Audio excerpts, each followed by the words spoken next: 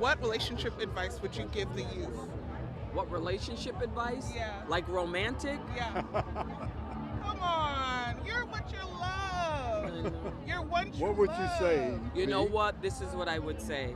And I know this is probably what I tell this to my daughter, that you are the love of your life. That's right.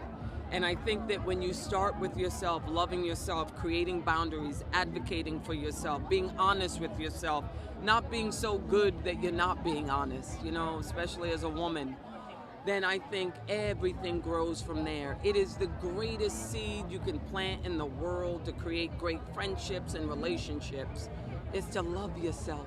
There's nothing greater than a woman that has confidence. And this one had it. And we've created this relationship that's just beautiful. So we're just thankful. Yeah, it's my due. I do not believe that I really truly started loving myself until this year. And I had to really be broken to bits and pieces before I realized the importance of putting me first, always. And I don't think it started this year. I think this year was the push that there was no returning back to the old Ken, which is why I changed my name to Queenie. I think it really started in 2015 after I got married. Maybe it started before that, but after I got married and then I got into the church. And when I realized the church did to me, and bear in mind, I got into the church at 25. And being 25, being youthful, being very adventurous and trying to discover myself by being a wife and a mother of 3 children, young children, you have people telling you not to be you. And so when I look back at my pictures, I look older than my age. They were telling me how to dress, how to talk, how to operate, how to be myself.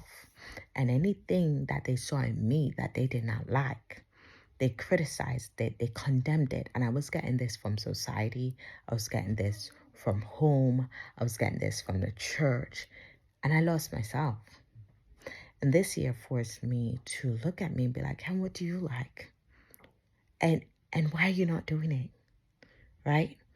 And I had to detach myself from people's opinions, what their perception of me should be.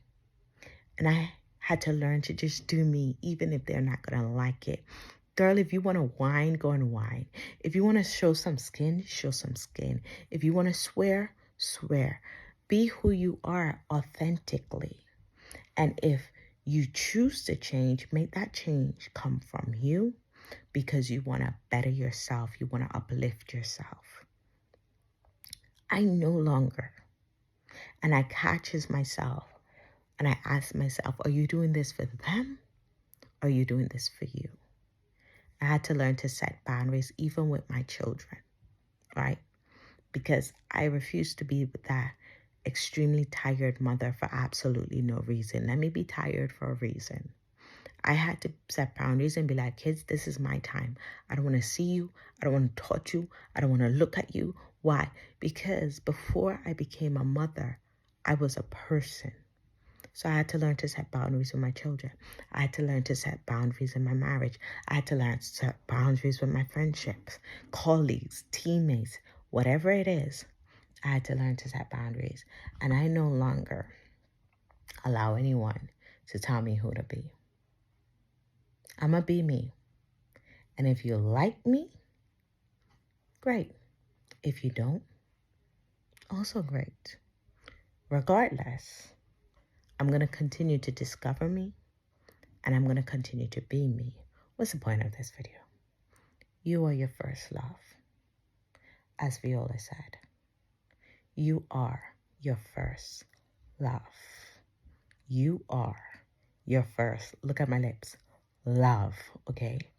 And as soon as you process that, and as soon as you get that into your head, everything that you've been directing to other people, like I'm guilty of this.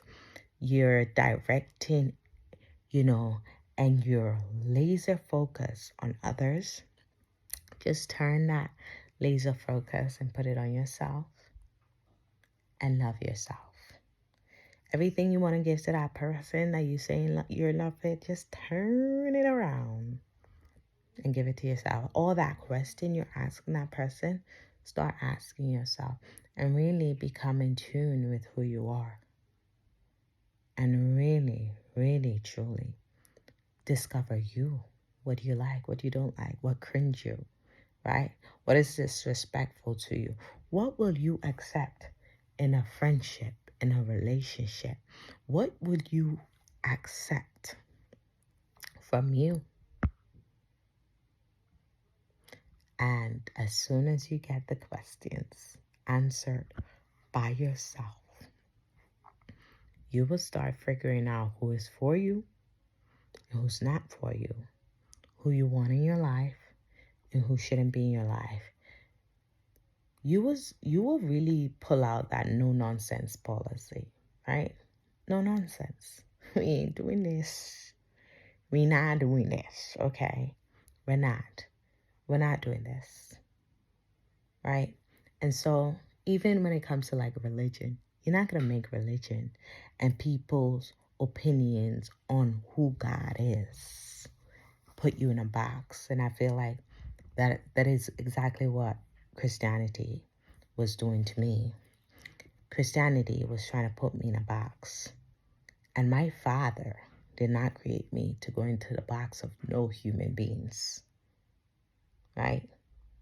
He created me to be creative and express myself in how I see best because I am inspired by the Spirit of the Most High God. And so when I'm trying to be creative in my movement, and I'm trying to be creative in my speech, in my being, and someone saying, hey, don't do that. Is that God or is that you, right?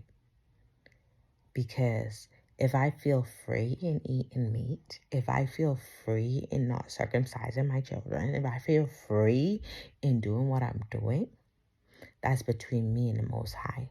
And I ain't none of your business. And that's where I'm at now. Like, let people live their life.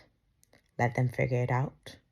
Let them figure it out on their own. And that they will. They'll figure out what is right. They'll figure out what is wrong. They'll figure out what is for them because the Most High is in them.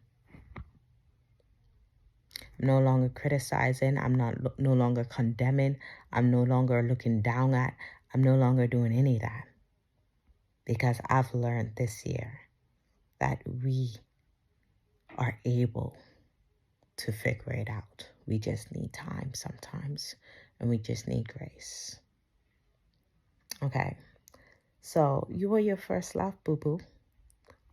Don't forget that. Like, share, subscribe. Peace.